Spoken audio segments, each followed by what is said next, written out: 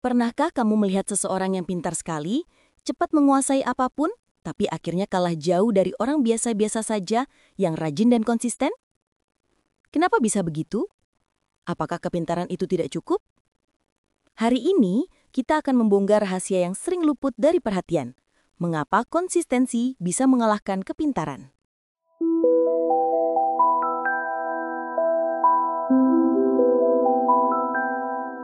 Di sebuah desa sederhana, hiduplah dua anak yang sering jadi bahan perbincangan warga. Mereka adalah Raka dan Dimas. Sejak kecil, keduanya tumbuh bersama, bermain di sawah yang sama, berlari di jalanan tanah yang sama, bahkan belajar di sekolah yang sama. Tapi ada satu hal yang membuat mereka berbeda, cara mereka menghadapi hidup. Raka dikenal sebagai anak yang sangat pintar. Ia cepat sekali memahami pelajaran, hafal rumus hanya dengan sekali baca, bahkan bisa menjawab pertanyaan sulit tanpa perlu belajar lama. Nilai-nilainya selalu tinggi dan guru-guru sering memujinya di depan kelas. Anak ini masa depannya cerah, begitu kata banyak orang. Raka pun mulai terbiasa dengan pujian itu. Ia percaya dengan kepintarannya semuanya akan mudah. Berbeda dengan Raka, Dimas adalah anak yang biasa-biasa saja. Nilainya tidak pernah mencolok. Ia sering kesulitan memahami pelajaran, bahkan beberapa kali diejek karena dianggap lambat. Tapi ada satu hal yang jarang dilihat orang, ketekunan Dimas. Walau nilainya jelek, ia tetap duduk di meja belajarnya setiap malam. Walau sering salah, ia tetap mencoba lagi esok hari. Perbedaan ini semakin jelas saat mereka beranjak remaja. Raka mulai terbiasa bersandar pada kecerdasan alamiahnya.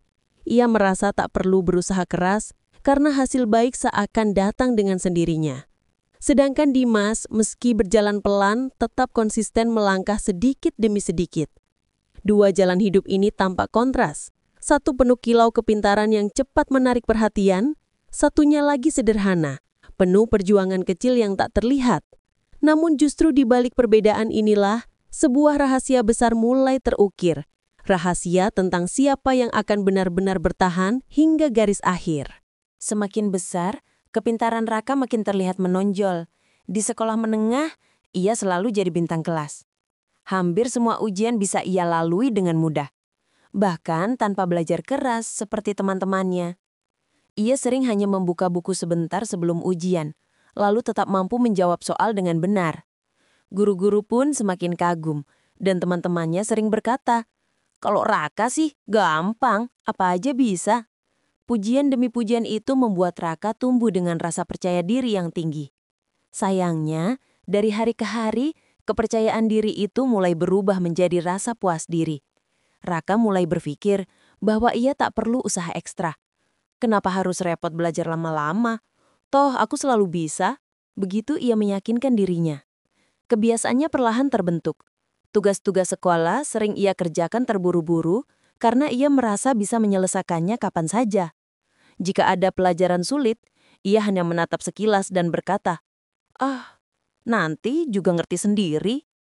Sementara teman-temannya berjuang mengulang materi, Raka memilih bersantai.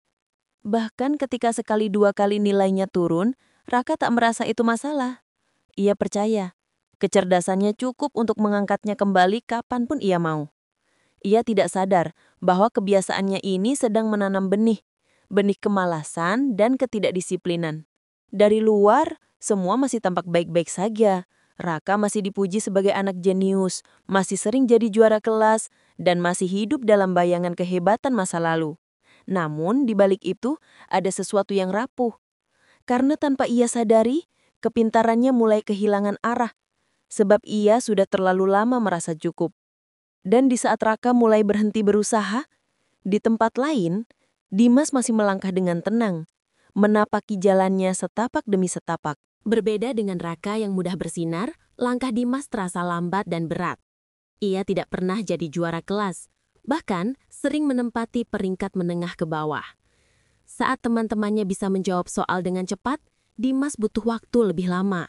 Saat Raka hanya membaca sekali, Dimas harus mengulang berkali-kali sampai benar-benar paham. Tapi ada hal penting yang membedakan Dimas. Ia tidak pernah menyerah. Setiap malam, Saat orang lain sudah tertidur, ia duduk di meja belajarnya dengan cahaya lampu kecil. Mungkin hanya satu halaman buku yang ia baca, tapi ia melakukannya setiap hari. Saat menghadapi soal sulit, ia tak langsung putus asa, melainkan mencoba lagi esok harinya. Ketekunan itu membentuk kebiasaan. Sedikit demi sedikit, pengetahuan yang ia kumpulkan mulai menempel lebih kuat. Ia belajar bahwa hasil besar bukan datang dari lompatan tinggi, melainkan dari langkah kecil yang diulang terus-menerus. Di kampus, meski tidak seprestisius Raka, Dimas tetap memegang pola hidup yang sama. Ia hadir di kelas tepat waktu, mencatat setiap materi dengan rapih, dan rajin berdiskusi dengan dosen. Banyak orang tidak melihat perjalanannya, karena prosesnya terlihat biasa. Tapi diam-diam, fondasi kuat sedang ia bangun. Dimas mungkin tidak pernah mendapat tepuk tangan meriah, namun setiap tetes keringatnya adalah investasi. Ia percaya satu hal sederhana. Kalau aku tidak berbakat luar biasa, maka aku harus bekerja sedikit demi sedikit, tapi tanpa henti. Dan keyakinan itu menjadi kompas yang menuntunnya. Di saat banyak orang berhenti di tengah jalan, Dimas tetap melangkah. Lambat, tapi pasti. Setelah lulus kuliah, kehidupan nyata menanti. Disinilah perjalanan Raka dan Dimas benar-benar diuji.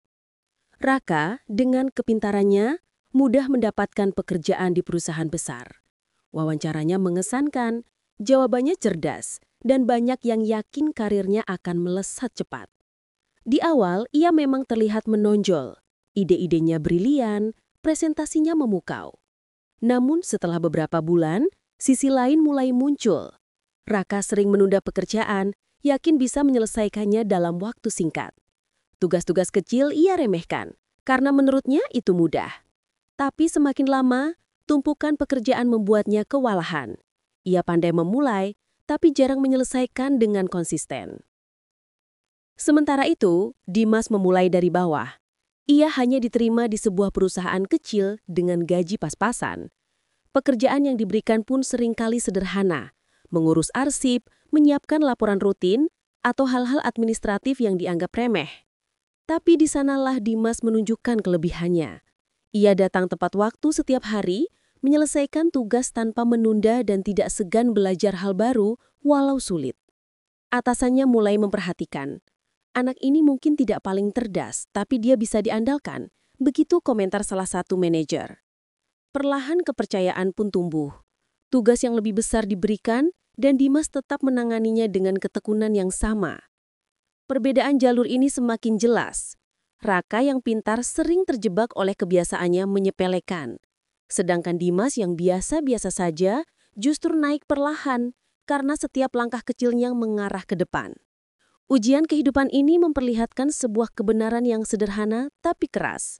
Dunia kerja bukan hanya soal siapa yang paling pintar, tapi siapa yang paling konsisten. Waktu berlalu. Beberapa tahun setelah mereka bekerja, arah hidup Raka dan Dimas semakin berbeda. Raka, yang dulu digadang-gadang akan melesat, kini justru terjebak dalam kebiasaannya sendiri. Ia masih cerdas, ide-idenya sering brilian, tapi ia jarang bisa menyelesaikan sesuatu sampai tuntas. Rekan kerja mulai kehilangan kepercayaan. Atasannya pun sering mengingatkan. Kamu pintar, Rak, tapi kalau tidak disiplin, semua kepintaranmu jadi sia-sia. Kata-kata itu membuatnya resah. Untuk pertama kalinya, Raka merasa kecerdasannya saja tidak cukup. Sementara itu, Dimas yang dulu dianggap biasa saja, mulai menapaki tangga karir dengan stabil. Ia tidak pernah melompat jauh, tapi langkahnya konsisten. Setiap tugas selesai tepat waktu. Setiap kesalahan ia perbaiki, dan setiap tantangan ia hadapi dengan sabar. Lambat laun, ia dipercaya memimpin tim kecil. Dari situ, reputasinya semakin baik. Orang-orang melihat bahwa Dimas bukan hanya pekerja rajin, tapi juga bisa diandalkan. Suatu hari, Raka bertemu kembali dengan Dimas dalam sebuah acara pertemuan bisnis. Saat melihat Dimas naik ke panggung untuk menerima penghargaan sebagai karyawan terbaik, hatinya bergetar. Ia teringat masa sekolah, ketika ia selalu di depan dan Dimas tertinggal di belakang. Kini kenyataan berbalik. Di dalam hati, Raka bergumam. Kenapa aku yang pintar justru tertinggal? Bagaimana bisa Dimas yang dulu aku anggap lemah berdiri di sana? Saat itu ia mulai sadar, konsistensi adalah kekuatan yang selama ini ia abaikan. Kepintarannya memang memberinya keunggulan di awal, tapi hanya ketekunan yang bisa membawanya sampai jauh. Momen itu menjadi titik balik. Raka tahu, jika ia ingin bangkit, ia harus belajar dari Dimas. Bukan soal kepintaran, tapi soal kebiasaan kecil yang dilakukan tanpa henti. Pertemuan itu membuka mata Raka. Ia mulai merenung panjang. Selama ini, ia selalu mengandalkan kepintaran, tapi tidak pernah melatih ketekunan. Ia pandai berlari cepat di awal, namun mudah kehabisan tenaga sebelum sampai garis akhir. Sedangkan Dimas, dengan langkah kecil dan konsistennya, justru bisa menempuh jarak jauh. Raka akhirnya memahami sebuah rahasia besar. Keberhasilan bukan ditentukan oleh siapa yang paling pintar, tetapi siapa yang paling konsisten. Pintar hanya memberi keunggulan sesaat, tapi konsistensi mengubah arah hidup. Sejak hari itu, Raka mulai mengubah dirinya. Ia melatih disiplin sederhana, bangun pagi lebih awal, mencatat rencana harian, menyelesaikan tugas meski malas, dan tidak lagi menunda pekerjaan. Awalnya berat, karena kebiasaan lamanya selalu ingin jalan pintas. Namun perlahan, ia merasakan hasilnya. Sedikit demi sedikit, kepercayaannya mulai kembali. Bukan karena kepintaran, tapi karena kebiasaan yang ia jalani setiap hari.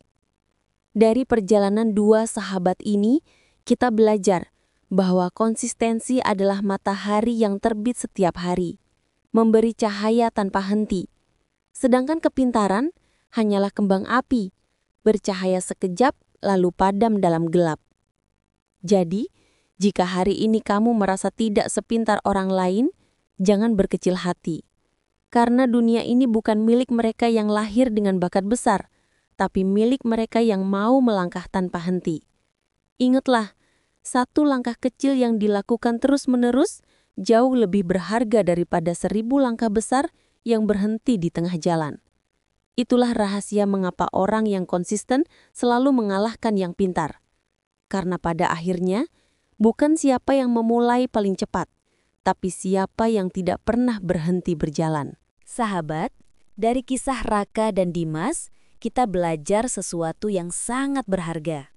Bahwa hidup ini bukan tentang siapa yang paling cepat memulai, atau siapa yang paling pintar sejak awal. Tapi tentang siapa yang mau bertahan, siapa yang sanggup melangkah sedikit demi sedikit tanpa berhenti. Kepintaran memang bisa memudahkan jalan, tapi tanpa konsistensi, semua akan berhenti di tengah. Sementara ketekunan, meski pelan, akan membawa kita sampai tujuan. Dan itulah rahasia kenapa orang yang konsisten selalu mengalahkan yang pintar.